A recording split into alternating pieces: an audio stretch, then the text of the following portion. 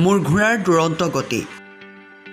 অসমৰ সাংস্কৃতিক জগতখনলৈ আহিছে এক ভাল খবৰ। অস্কাৰত ভাৰতক প্ৰতিনিধিত্ব কৰিবলৈ যোগ্যতা অৰ্জন অসম সন্তান মহৰ্ষি তুহিন কাশ্যপৰ চুটি ছবি মোৰ ঘোঁৰাৰ দুৰন্ত গতি।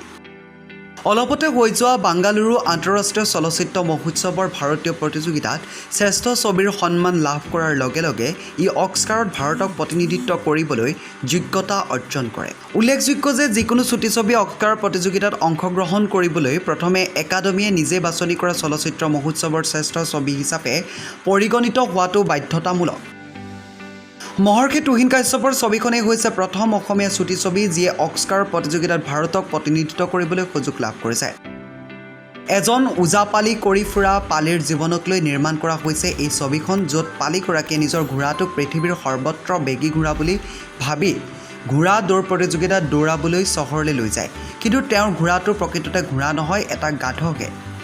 জনপ্ৰিয় অভিনেতা অতুল পাচনিয়ে মুখ্য চৰিত্ৰত অভিনয় কৰা মোৰ ঘোঁৰাৰ দুৰন্ত গতিত ছবিখনৰ আন চৰিত্ৰত অভিনয় কৰিছে স্নেহাংকৰ চক্ৰৱৰ্তী, অভিজিৎ নাগ, গৌৰৱ হালৈ, আশিস চেটাৰ্জী, সনাতন কৰ্মকাৰ আদি।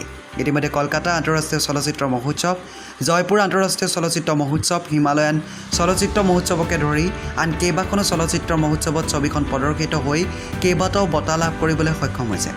মেক্সিকোত থকা চিনেটেকা ৰাষ্ট্ৰীয় সংগ্ৰহালয়ত এই ছবিখন এক বিশেষ প্ৰদৰ্শনী অনুষ্ঠিত হৈছিল বুলিও জানিব পৰা গৈছে। তুহিন কাশ্যপৰ এই সফলতাত সকলোৱে শুভেচ্ছা জ্ঞাপন কৰিছে।